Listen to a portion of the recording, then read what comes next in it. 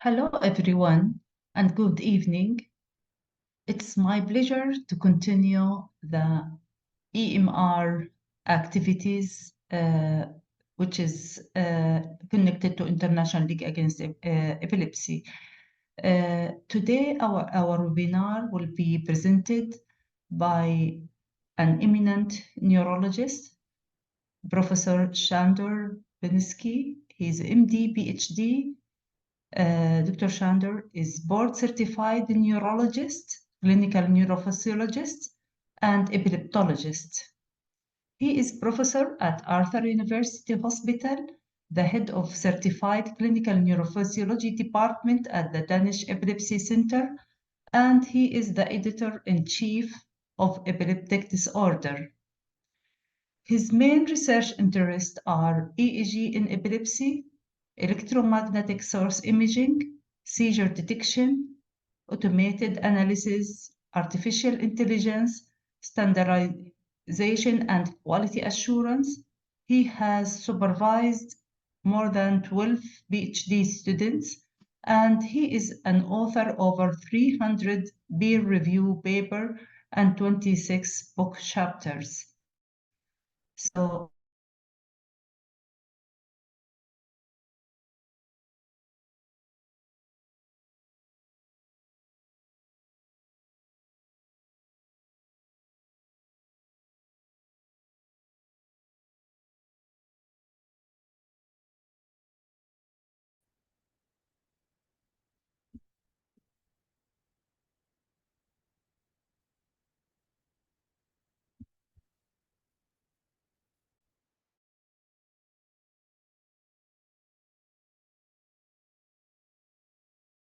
Thank you so much for the invitation. It's an honor and privilege giving this talk about EEG interpretation using artificial intelligence, SCORE AI. These are my disclosures. So, who or what will interpret EEG in the near future?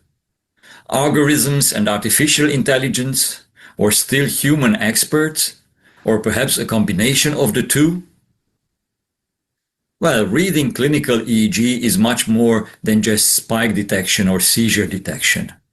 In skilled hands, EEG is an important diagnostic tool, yet it requires extensive training which unfortunately is not available everywhere. In resource-limited areas, there are no experts. And even in many areas in the United States, neurologists without any fellowship training in EEG read EEG. So no surprise that overreading EEG is the most common cause of overdiagnosing, misdiagnosing epilepsy. So there is a need for an automated interpretation of the EEG which provides clinically useful information at recording level. Now, what is a clinically useful information? Well, first of all, you must distinguish between normal and abnormal recordings. And then you must subclassify the abnormal recordings into focal epileptiform, generalized epileptiform, focal slowing, and generalized slowing. And arguably, this granularity is already sufficient to bring you to the next step in the diagnostics process to decide on the next step in the workup. And if you diagnose epilepsy, it also helps you to pick the optimal anti-seizure medication.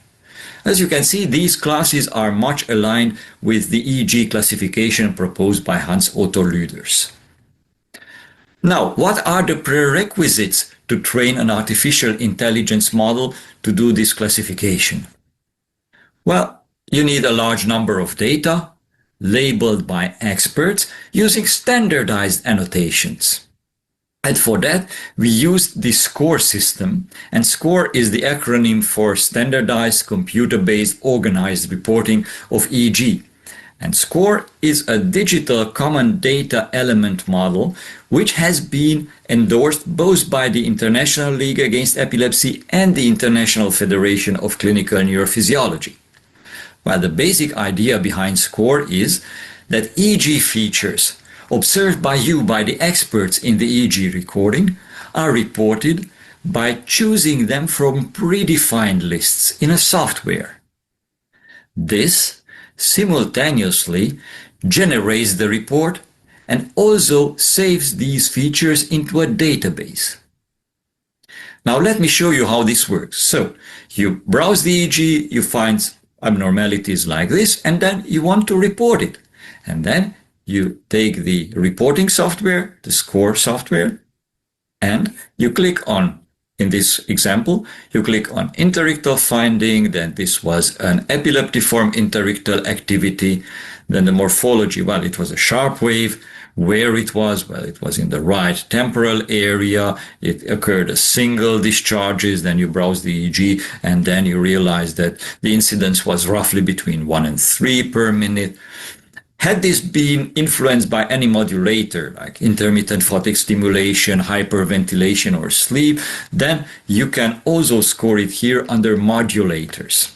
And by all these clicks, you generate a report. But very importantly, you also feed all these data into a database. And that is what we use to train the AI model. And we call the model SCORE AI. And here I would like to give credit to my friends and colleagues who contributed to this work, especially Jesper Tveit and Harald Aurelian, who were the motors behind this project. So we used a semi-supervised learning strategy.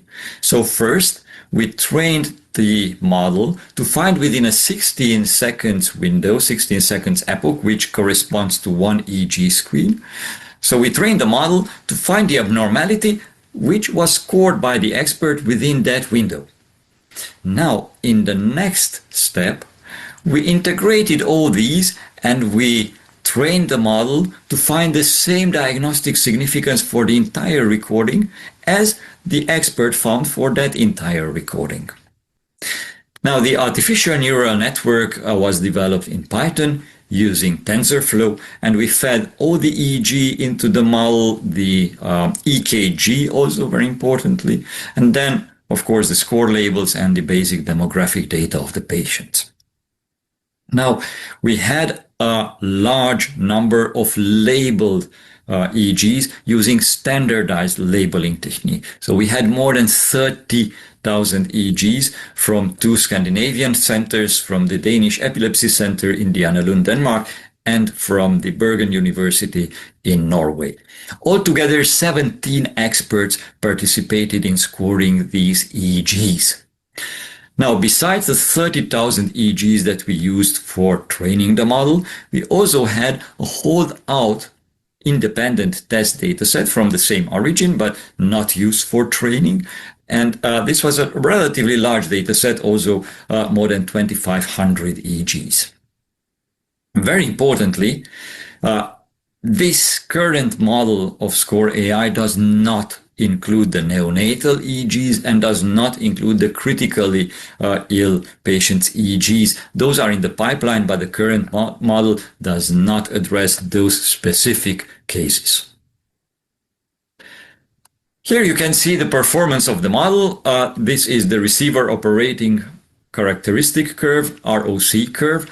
And for those of you who are not familiar with this, we plot on the vertical axis the true positive rate, and on the horizontal axis we plot the false positive rate. Now, ideally, you have 0 false positives and 100% sensitivity. So ideally, you should be here in the upper left corner.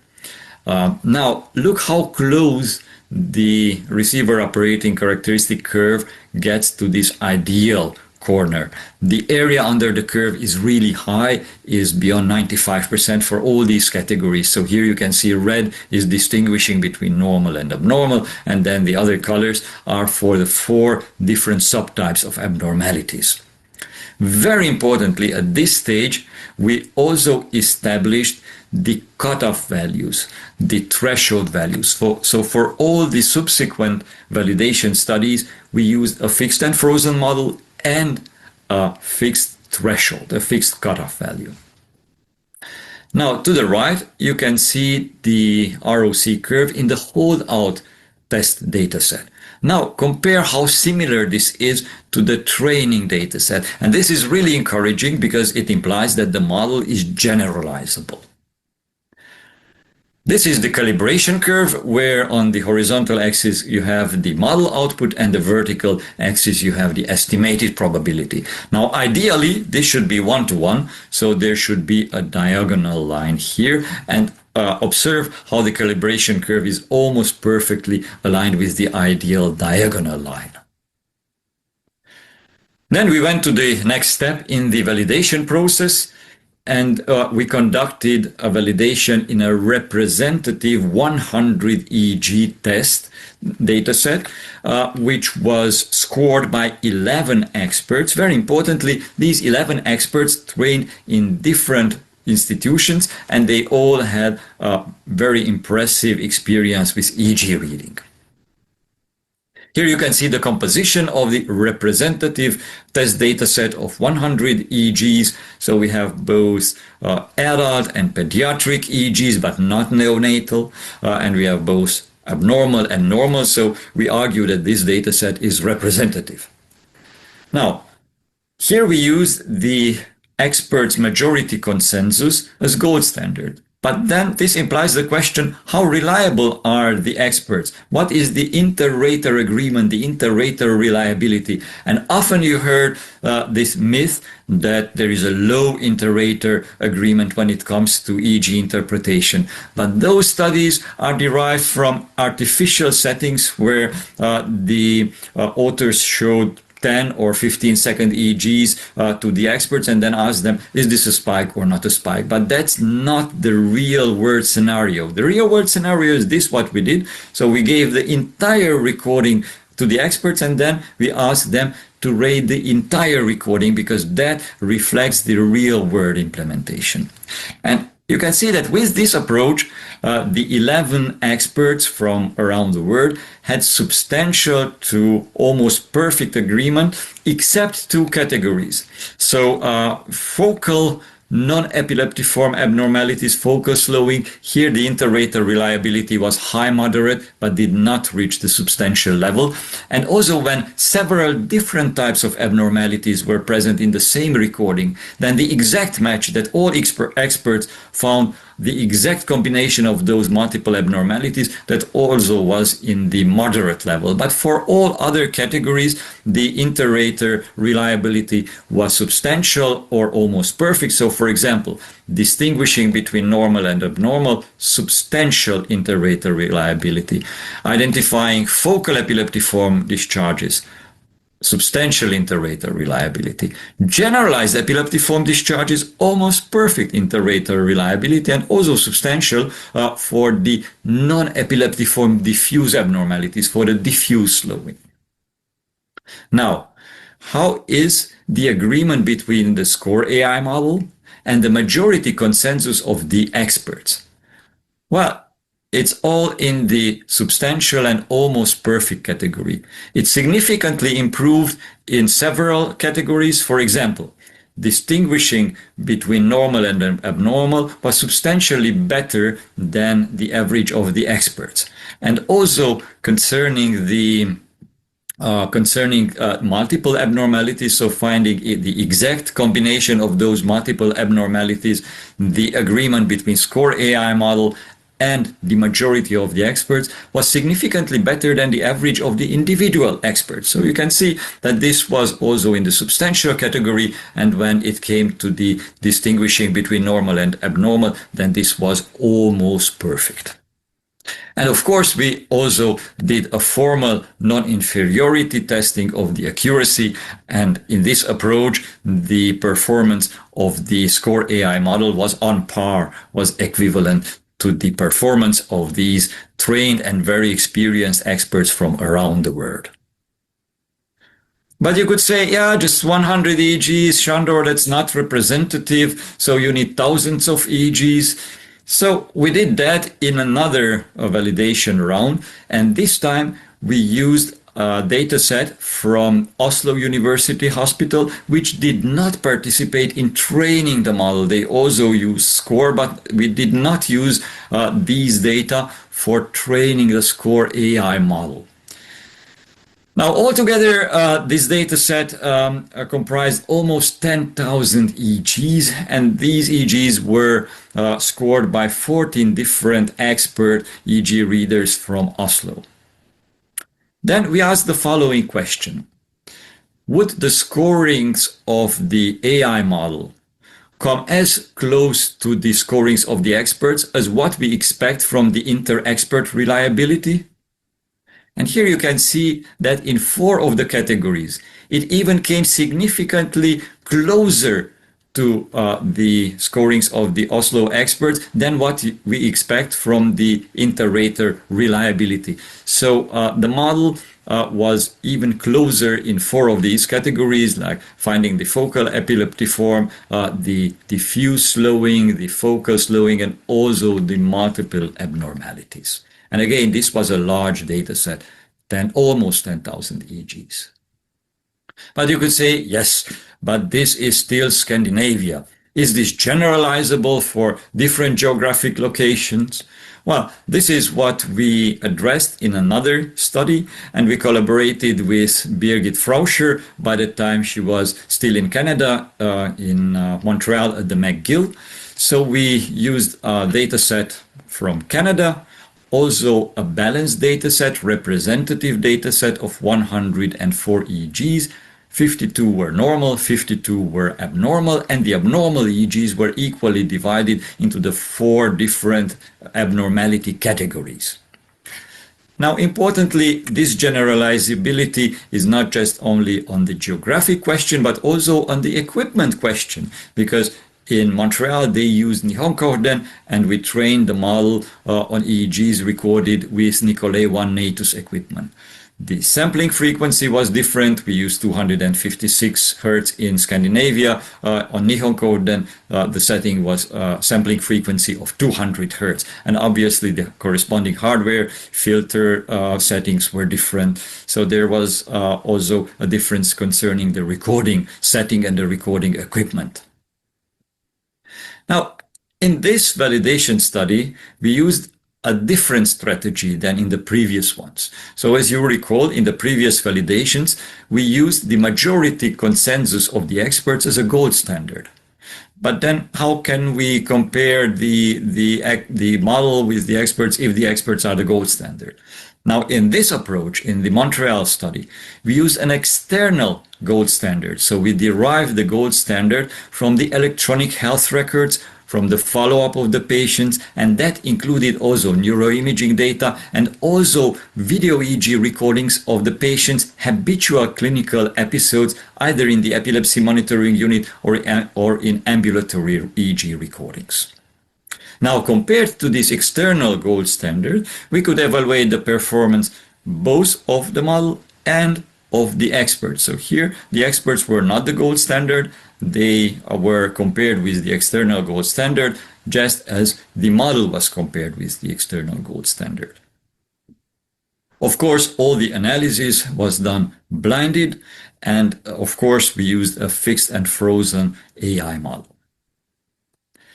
Now here you can see the inter-rater reliability among the 3 experts, and very similar to what we found previously, there is a high inter-rater reliability if you give the experts the entire recording. So the only category where this did not reach the substantial or almost perfect level, so the only category where this was high moderate was for the focal slowing, the focal non-epileptiform discharge.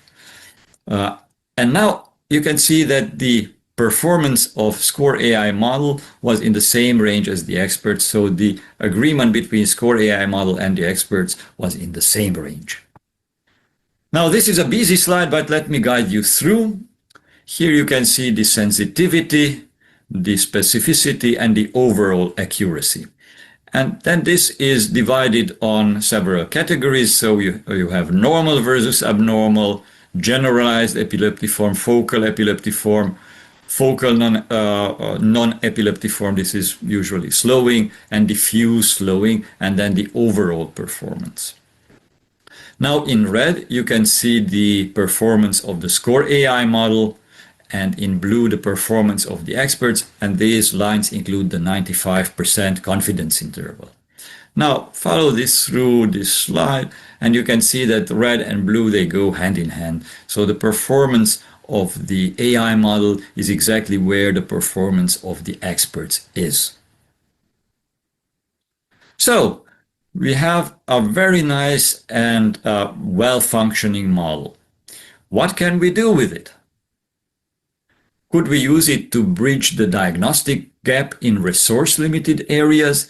And this is a relevant question because EEG is unavailable in resource-limited countries due to the typically high costs of the equipment and also lack of expertise for recording and interpretation of EEG. 80% of people with epilepsy live in resource-limited countries, and 75% of them are not treated. And we know that 70% of these people could get a seizure-free life if properly diagnosed and treated. In 2020, the WHO issued the Global Action Plan on Epilepsy and Other Neurological Disorders, the IGAP. And providing EEG services in resource-limited areas is an important step towards achieving the goals of the WHO's Intersectorial Global Action Plan on Epilepsy. Okay, so SCORE AI model could cover the gap concerning the lack of the experts. But how about the equipment? How about the lack of the technicians who can hook up the patients in the resource-limited areas? Well, we try to address that with a company, a spin-off company from Denmark's Technical University with brain capture, and we developed and validated an inexpensive, low-cost EEG system which uses a smartphone or a tablet for data processing. Now, the amplifier is connected via Bluetooth to the Android system, so either a smartphone or a tablet, and then the data are uploaded to the cloud. Now, very importantly, the app guides in real time the inexperienced users to conduct a proper EEG recording, to record a good quality EEG. So the quality of the signals is monitored, and then the app also gives feedback to the inexperienced user to help the inexperienced user to record a good quality EEG. And in a feasibility study, we found that even inexperienced users with the help of this app can record a... Okay, how can we use this model also in areas where there are experts?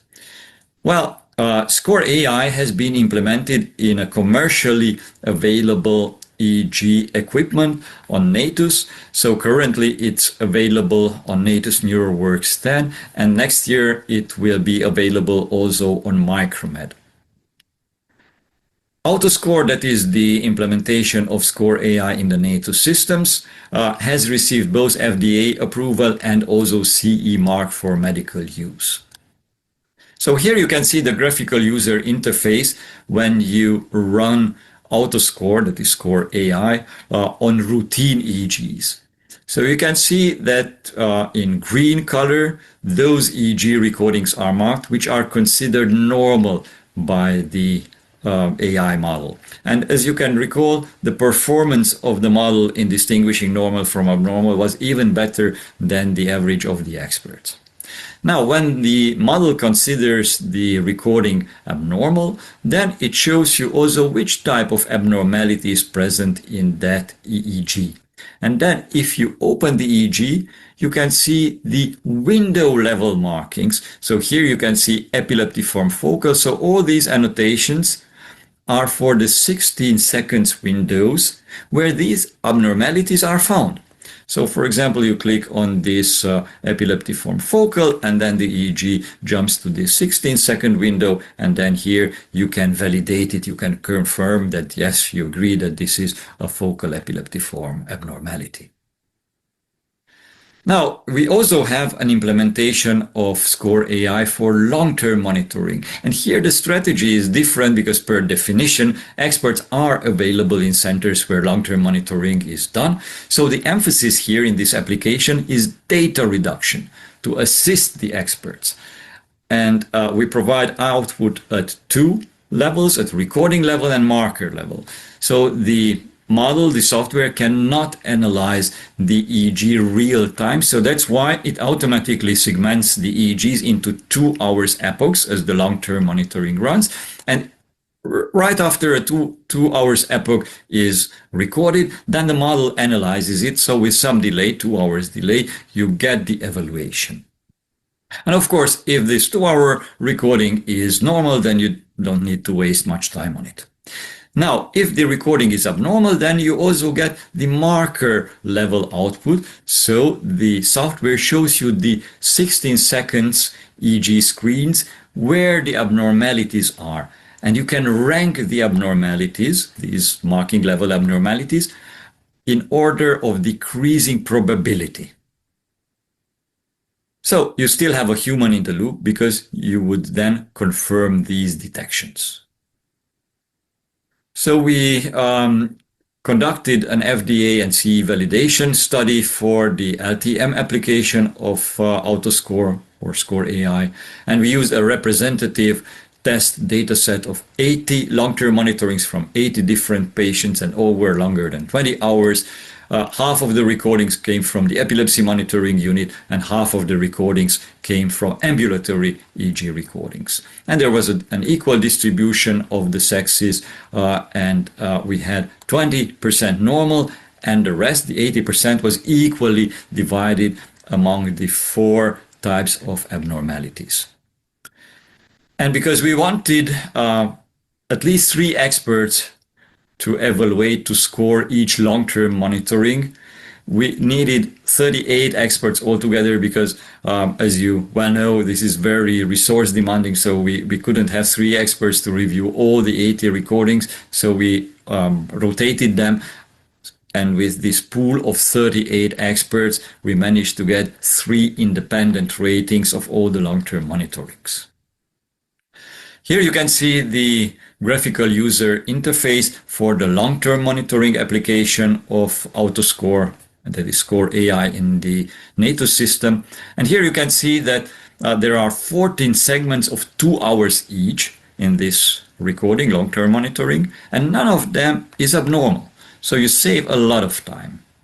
Now, in the next case, there are 20 segments of 2 hours each, but only 2 segments contain abnormality. And here you can see also what type of abnormality they contain. And then you directly can go to those recordings, those 2 hours recordings where the abnormalities are found.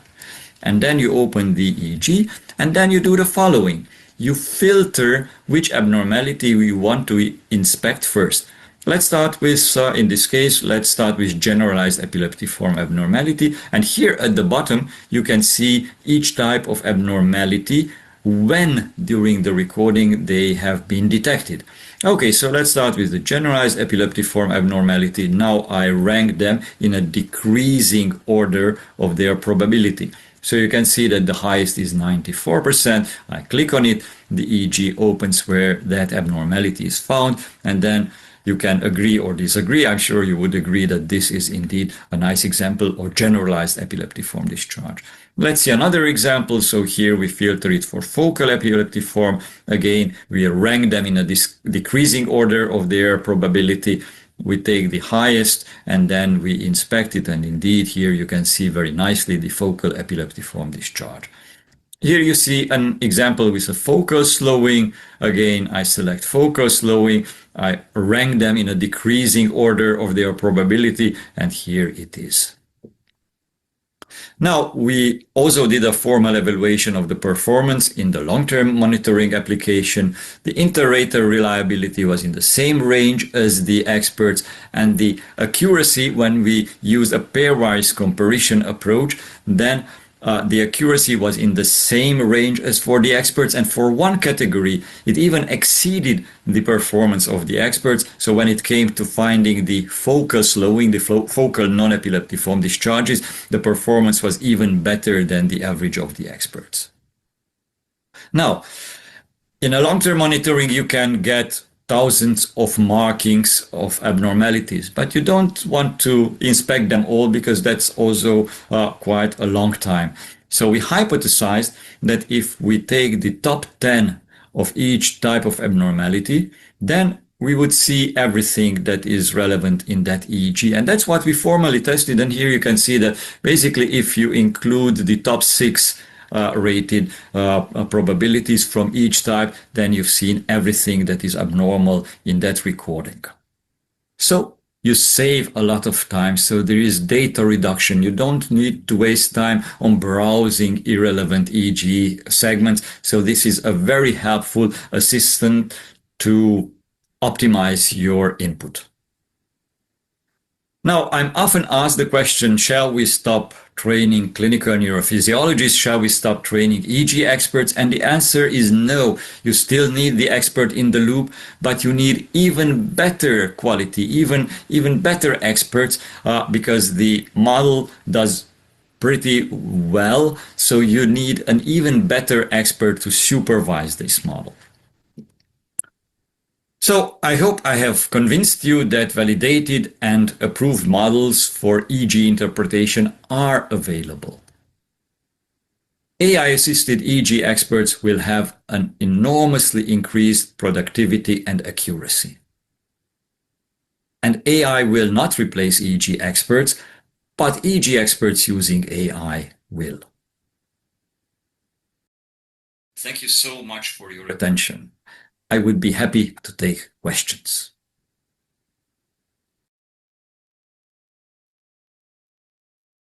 Thank you so much, Professor Sander, for wonderful talk.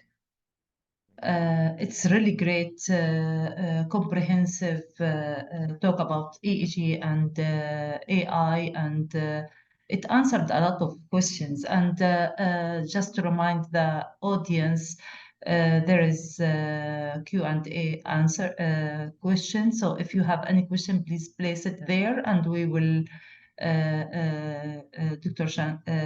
Shander will answer your questions. So it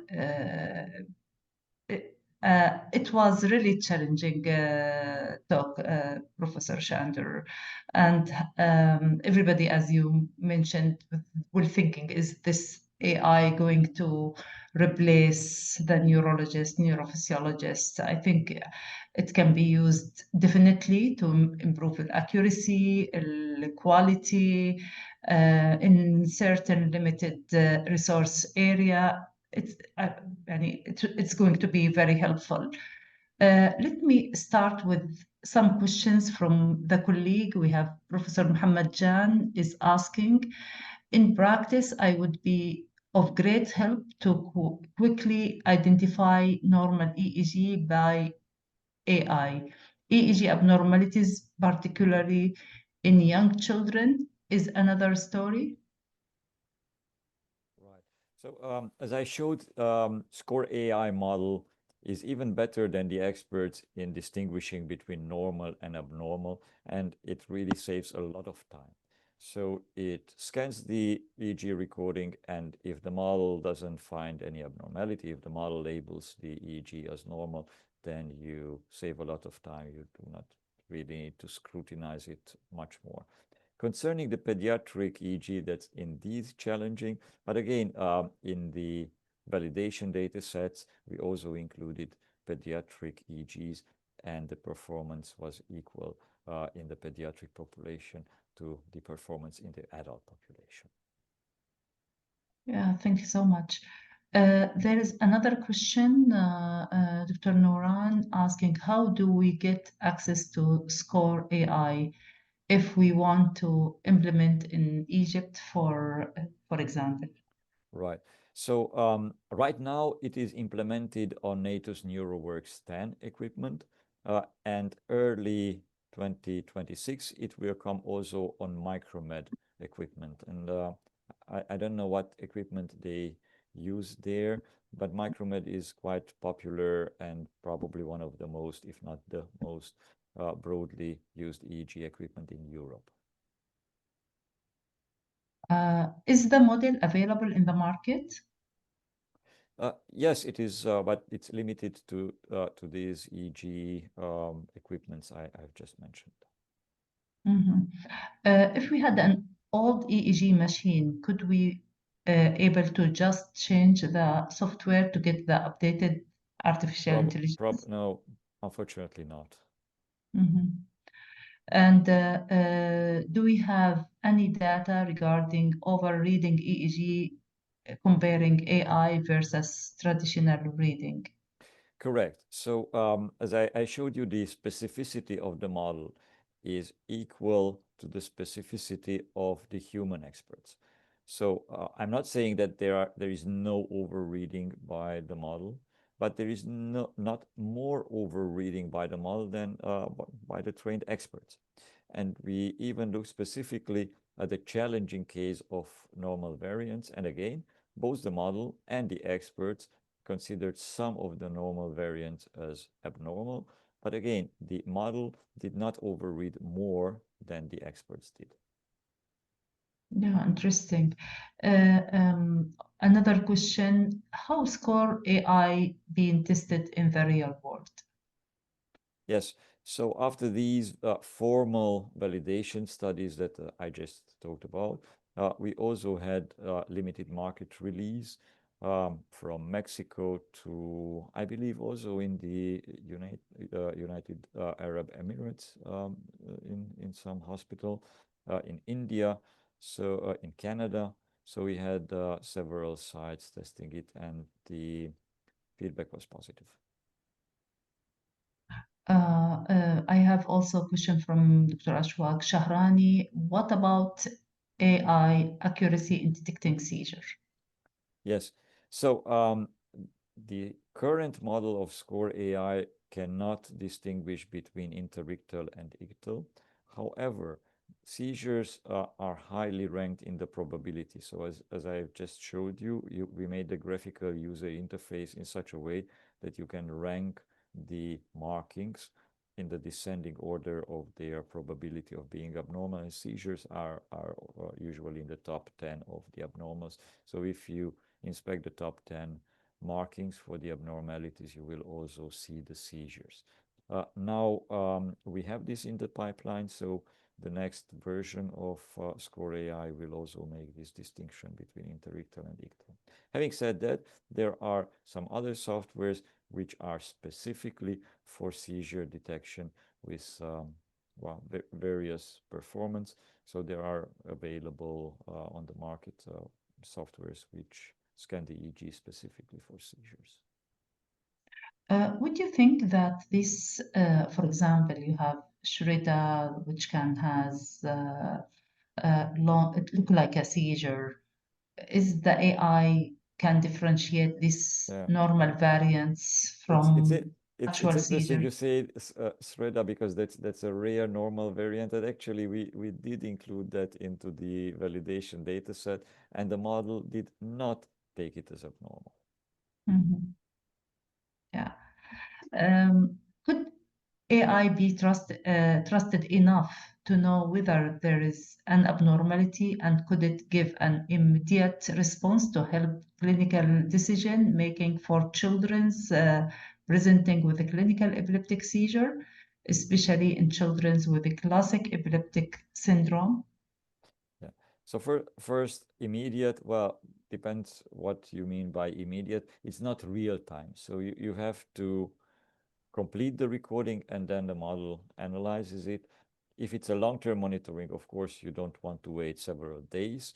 And that's why the model automatically segments it into 2 hours bits. And then after the 2 hours is recorded, the model analyzes it and you get the response. So this is the concerning the immediacy.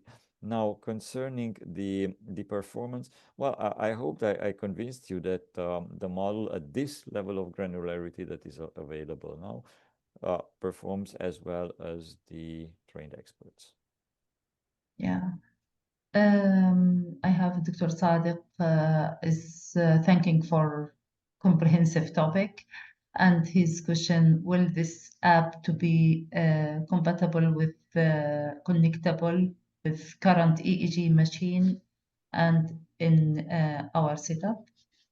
Yeah, so again, this is a really complex procedure because you need to get also the approvals in various countries.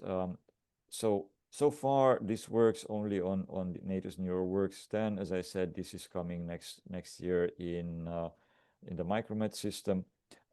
I don't know what would come after that, but so far it's these EG equipments that can run Score AI. Yeah, seems like to be promising, really.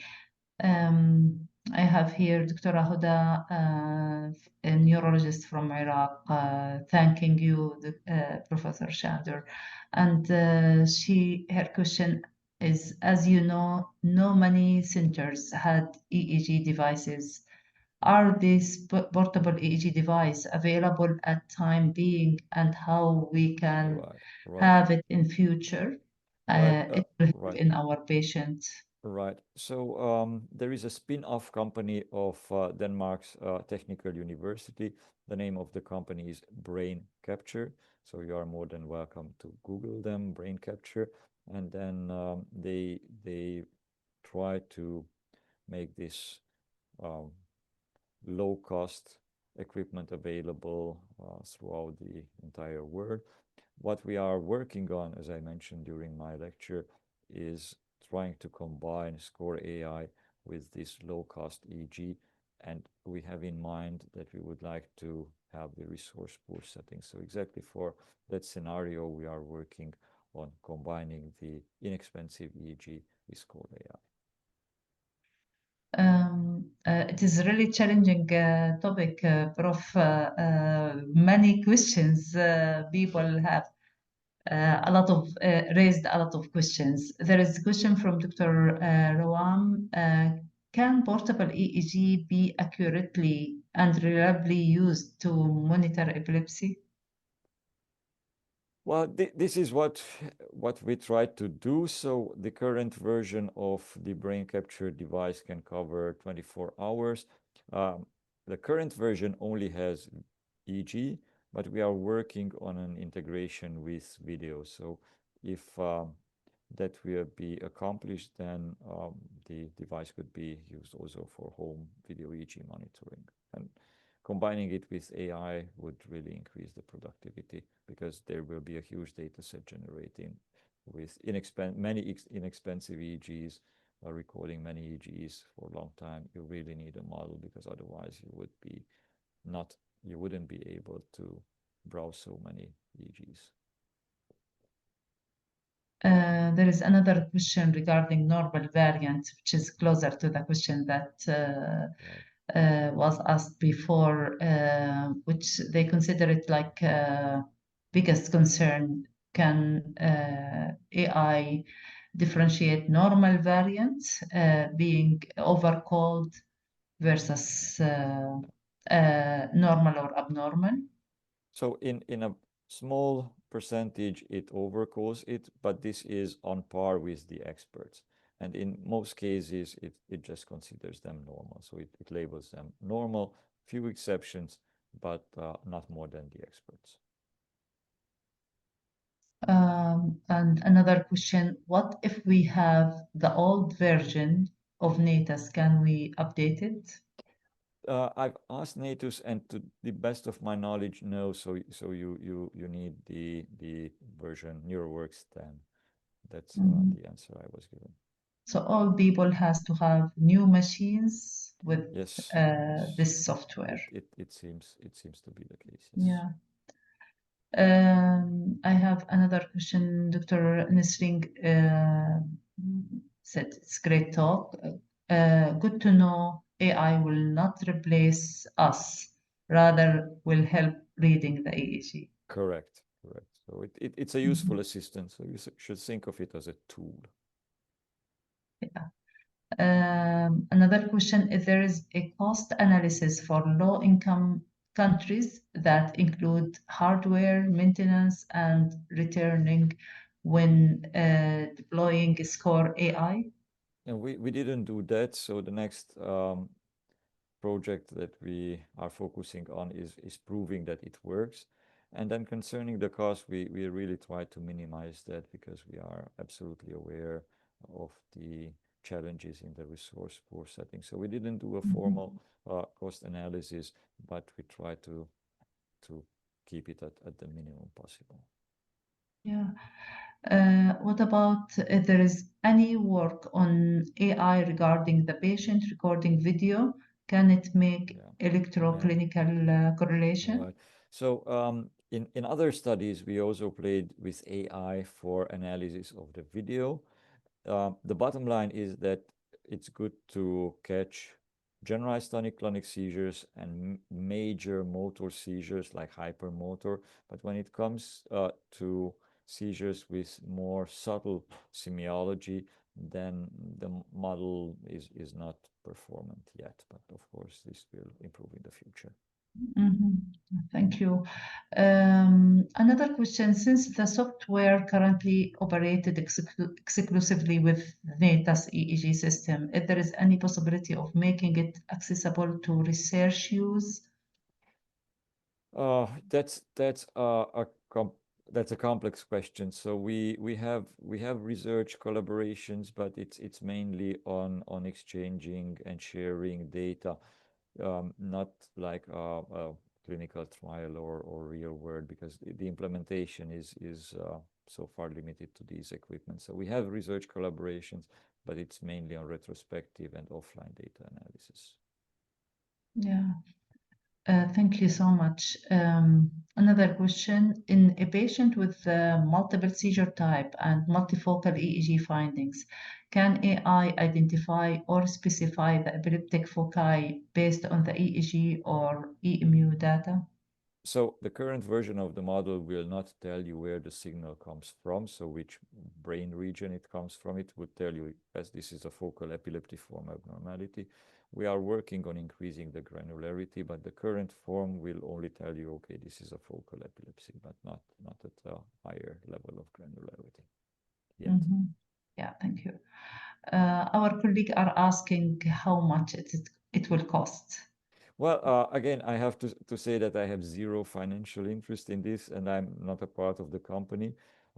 So I really don't know. So it's the price that the company sells the equipment in various countries. So I honestly do not know the price.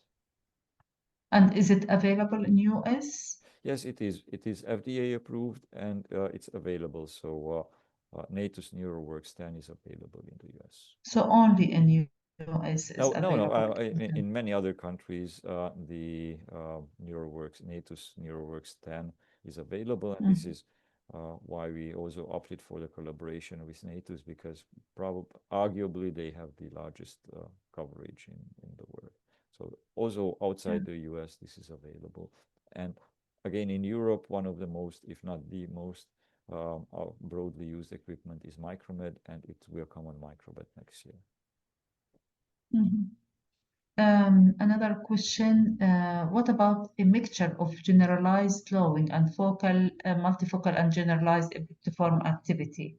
Yeah. So again, the model would mark it as the focal abnormalities will mark as focal and the generalized abnormalities as generalized. But you, as the expert, you are aware of the fact that more than half of the patients with generalized epilepsy will also have focal abnormalities. So it's up to you to draw the conclusion. So again, consider this as a tool. Instead of you spending a lot of time in browsing all details in the EEG, the model will show you what the relevant segments are, will also mark them for you, but then it's your decision to say, well, in this clinical context, having seen both bilateral synchronous discharges and also sorry, apologies. So both focal discharges and generalized discharges, then the interpretation is that this is a generalized epilepsy in this clinical context. Yeah. In the future, people will definitely use AI. Will the use of EEG lead to confusion or misdiagnosis? Well, of course, there is a danger of misusing AI too. So this is why we definitely need an expert supervision. And I think maybe you answered this question about the complex EEG abnormalities. The Would complex AI will identify it? Well, again, at the moment we have this level of granularity, but we would like to increase that so that would include also more complex patterns. Mhm. Can you envision the use of Android app and associated hardware to be used monitoring outside of the clinic, similar to 72-hour EEG, AKG monitoring? Yes, of course, that's a possibility, but that's a long shot. So we are not there yet. Is the portable version used at home? Yes, it can be used at home. So there is portable. Yes. Is it possible that this have competition from other open AI program by updating digital EEG? I'm not sure I understand the question. So can you repeat The it? question, is it possible that this have competition from other open AI Yeah, programs yeah, by of course. uploading? Sure, absolutely. So there are other groups and other models, of course, definitely. Mhm. Yes, yes, yes. The question, who owns the data collected and how can countries keep control of their own EEG Yeah, yeah. records? So the analysis is done on your equipment. You do not send data anywhere. So you still have your own data, and you will, by using Score AI or AutoScore, you do not send data anywhere. Mhm. Is AI available in Latin America and which Well, country?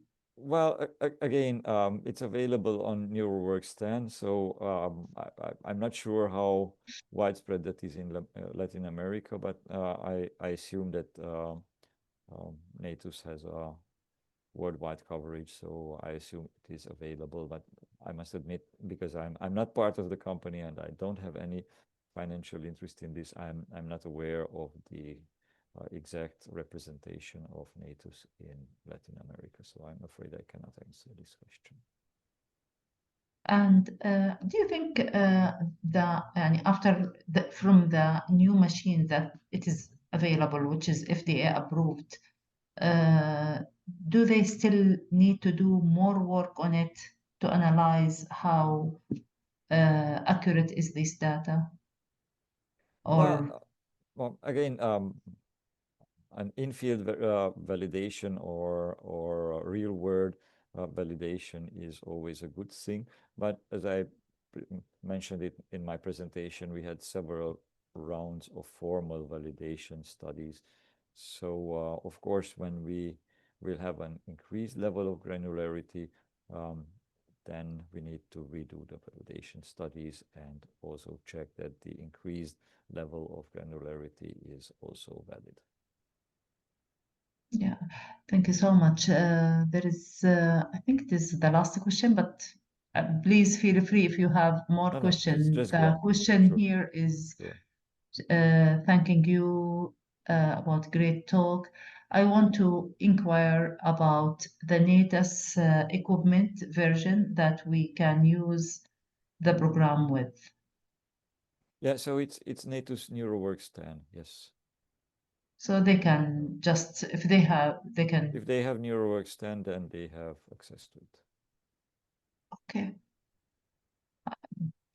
Um, uh, any more questions? I think that was the last question, Prof.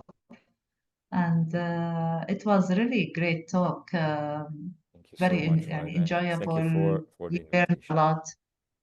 And I think here Let me see if there is any question. No, it is not a question, just also thanking you about Thank great you. talk. Thank you so much. Thank you Thank so you. much. Goodbye. Thank you. Goodbye. Goodbye. So please remember, for the audience, there is a survey you can fill and you can get your certificate after that. So you can scan it and you can to get your certificate. And thank you so much, Thank you. Prof. It Thank was you. really wonderful. Thank you so much. Enjoy your evening. Goodbye. Goodbye. Goodbye. Goodbye.